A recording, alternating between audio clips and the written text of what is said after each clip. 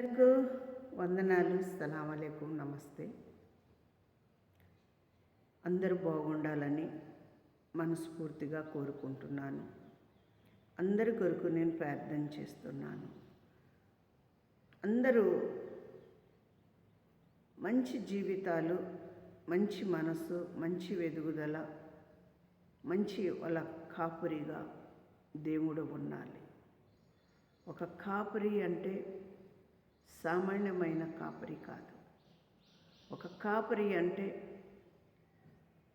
ఈ లోకానికి ఒక చెట్టుని, ఒక భూమిని, ఆకాశాన్ని, సూర్యుడిని, చంద్రుడిని నిలబెట్టినవాడు నిజమైన కాపరి.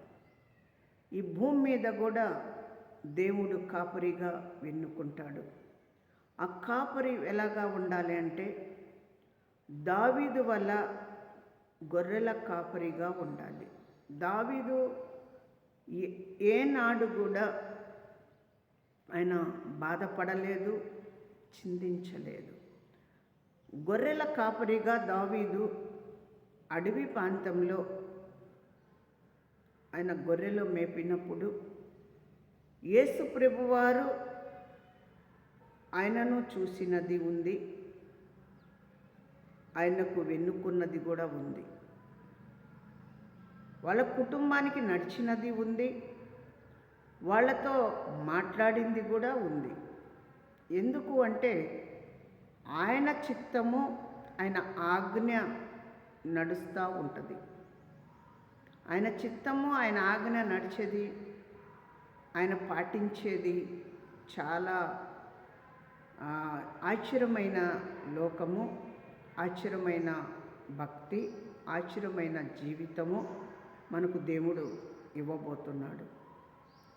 ఇచ్చిన ప్రతి స్థలము అది మనదే ఉండాలి.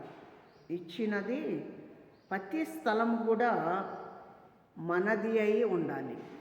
మన స్థలము మరొకది అయితే అది సైతాన్ది అవుతుంది.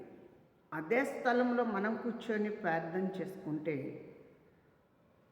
మనకు ఒక గొర్రెల కాపరిగా వెన్నుకున్న దేవుడు, ఆ గొర్రెల కాపరిలో మనకు ఉంచిన దేవుడు మనకు ఈరోజు నీకు ఇరుకు మార్గంలో నువ్వు ఉండగలిగావేమో, ఇరుకులో నువ్వు పడి ఉన్నావేమో, నువ్వు బాధల్లో ఉంటున్నావేమో, నువ్వు చిక్కుల్లో ఉంటున్నావేమో, నువ్వు శోధనలో ఉంటున్నావేమో, నిన్ను ఒక లెక్కలో లేకుండా నీకు చూస్తున్నారేమో. రేపటి రోజున నీకు దేవుడు ఆశీర్వదించబోతున్నాడు. నీ ద్వారా ఎన్నో గొర్రెలని మేపబోతున్నావు. సరి అయిన దారిలో, సరి అయిన పట్టణంలో, సరి అయిన గ్రామంలో, సరి అయిన భూమి మీద నువ్వు గొర్రెల్ని కాపురాగా నువ్వు ఉండబోతున్నావు. గొర్రెల కాపురిగా నువ్వు ఉండబోతుంటే నిన్ను ఎవ్వరు కూడా తిరిగి వెనక్కి చూసేవారుగా ఉండరు. నువ్వు ముందుకు నడుస్తావు. నువ్వు మంచి మార్గంలో నువ్వు నిలిచి ఉంటే నీకు ఒక ఘనమైన కార్యము నీ ద్వారా చేపిస్తాడు దేవుడు.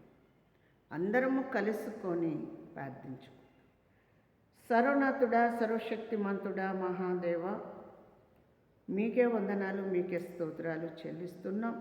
మీ నామానికి బట్టి, మీ మహిమకు బట్టి మీరు కార్యము జరిపించి ప్రతి వారిని మీరు దీవించి మీరే భద్రత, మీ ఆజ్ఞ, మీ శక్తి, మీ బలం ప్రతి కుటుంబానికి నడిచి ప్రతి ఆకలి తీర్చడానికి మీకే వందనాలయ్యా, మీకే స్తోత్రాలు చెల్లిస్తున్నాం.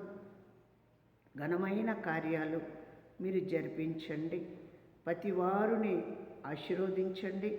వాళ్ళ కుటుంబాల్లో సమస్యలు, బాధలు, చిక్కులు, కష్టాలు, అప్పులు, సాతాను శోధనలు, చేతబడి శక్తులు, అమావాస్య చీకటి గడియలు అయ్యా తొలగించి మీ వెలుగు వాళ్ళ కుటుంబాల మీద ఇవ్వండి, వాళ్ళ పాడి పంటల మీద ఇవ్వండి, వాళ్ళ చదువుల మీద ఇవ్వండి, వాళ్ళ ఉద్యోగాల మీద ఇవ్వండి.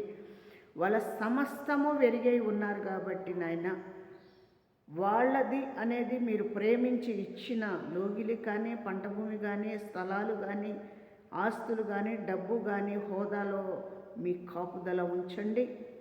ప్రతి వారిని బలపరిచి ఆశీర్వదించి మీ నామానికి మహిమ తీసుకురండి. యేసు నామంలో అడిగి వేడుకుంటున్నాం తండ్రి. ఆమేన్.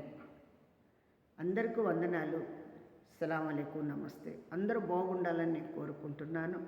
మీరు కూడా కోరుకోండి. అందరి కొరకు ప్రార్థన చేయండి. అందరూ కొరకు నేను ప్రార్థన చేస్తాను.